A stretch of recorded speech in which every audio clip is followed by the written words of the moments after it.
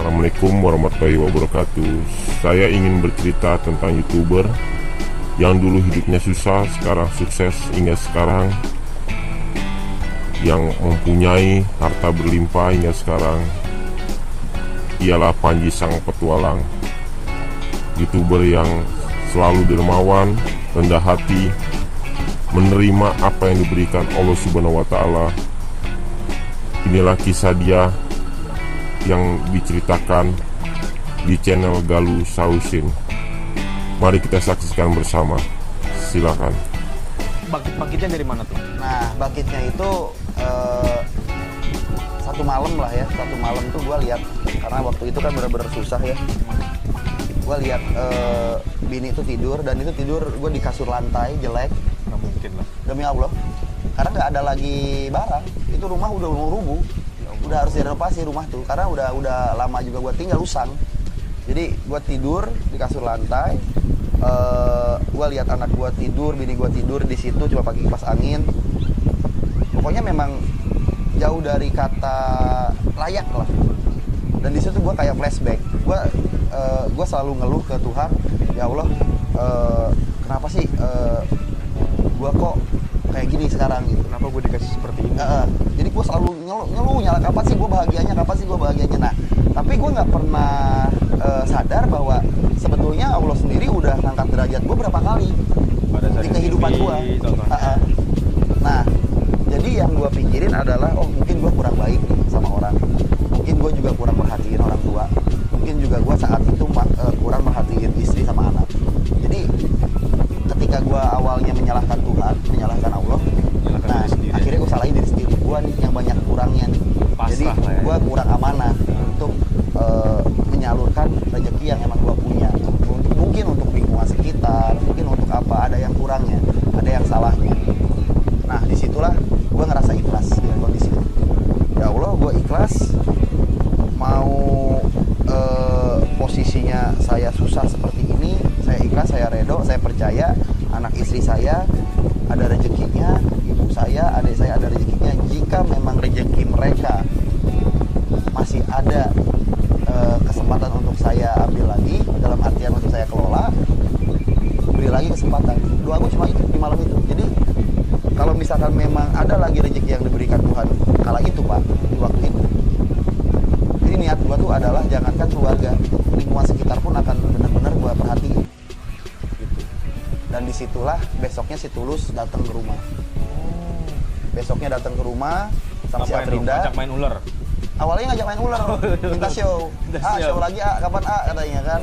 Waduh, belum ada lagi undangan, belum musim gitu kan. Karena kan musim show tuh musim-musiman gitu kan. Udah bikin YouTube aja. Apaan tuh YouTube? Ya gue nggak tahu kan YouTube. YouTube apaan? Gue medsos saya pakai Facebook. Pakai waktu itu. YouTube apaan lu? YouTube dapat duit. Bokis banget gue bilang kan. Gak percaya lah. Enggak, gue bilang. Enggak, kalau enggak juga ada bikin buat klarifikasi aja berita kematian Udah, gue kan udah klarifikasi berapa kali juga itu di TV gitu kan, di Facebooker. Gue sempat masuk juga gitu di situ. Tapi nggak kena, nggak beda YouTube mah sok udah katanya gitu. Akhirnya besoknya ketika mereka balik, gue coba bikin klarifikasi. Iya. Jadi video klarifikasi. Iya, gue nonton yang halo teman-teman. Pokoknya duduk. Panji nih masih hidup, hitam dekil lagi. Nah, backgroundnya tembok dicoret-coret Aufa. Nah, itu kondisi gue waktu itu Pak. Jadi kondisinya memang stres berat. Udah mukanya udah gurem lah Pak. Gimana sih? Dan kurus men. Dulu anjir. Akhirnya dari situ, dari klarifikasi berita kematian, gue nggak ada niat dan nggak ada keinginan untuk punya channel YouTube seperti itu. Demi Allah nggak ada. Tapi setelah diupload, gue upload itu tujuannya adalah untuk klarifikasi. Ketika orang, gue sih berpikir gini, mudah-mudahan viral lah, orang mudah-mudahan banyak tahu dari sini, dari media ini. Terus ada orang TV lagi yang masuk. Lagi yang masuk, atau enggak gue nawarin show sekolah atau off air, itu bisa lebih gampang buat marketingnya. Karena orang taunya gue masih hidup. Jadi kalau AdSense-nya sih gue belum tahu, gue nggak mikir lah. Itu mah ntar aja lah, yang penting mah orang tahu gue hidup dulu lah gitu loh. Siap.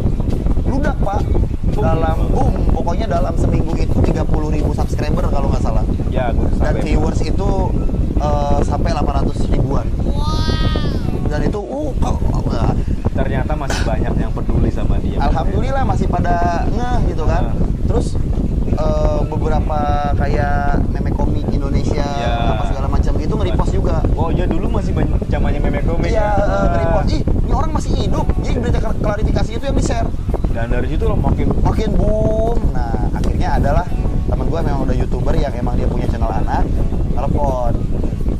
Itu channelmu diolah Ji, bagus katanya gini. Diajarin lah sama dia bikin konten tuh gimana, terus monetize-nya seperti apa. Ya alhamdulillah Pak, gajian pertama itu saya dapat duit 12 jutaan. Waktu itu duit 12 juta itu adalah duit yang selama 5 tahun terakhir saya baru pegang lagi Pak, setelah saya gak punya rezeki dari TV lagi. Itu bener-bener gue baru lagi pegang duit 15 juta. Alhamdulillah, itu gue pakai renovasi rumah, beli kasur. langsung buat rumah ya? Ya. Nggak buat egois buat diri sendiri ya? Enggak, buat rumah. Karena kamar mandi rumah gua itu tahu nggak dipakein hordeng, nggak ada pintunya karena pintunya udah kropos, udah kebuka, udah lepas. Jadi gua ganti pintunya kamar mandi. Itu berapa tahun lalu, sorry? 3 tahun yang lalu, Pak. Jadi Bapak kalau 3 tahun yang lalu kenal saya, Bapak tidur di ruang tamu, Pak. Saya gelarin tikar. Itulah cerita dari Panji Petualang, kisah kehidupannya dari bawah hingga sekarang menjadi YouTuber sukses. Semoga menjadi inspirasi para pendengar. Contoh YouTuber seperti Panji Petualang yang selalu bersyukur, bekerja keras untuk keluarga, istri, anak dan orang tuanya. Insya Allah, Allah akan memberi rezeki yang berlimpah. Cukup sekian dari saya. Assalamualaikum warahmatullahi wabarakatuh.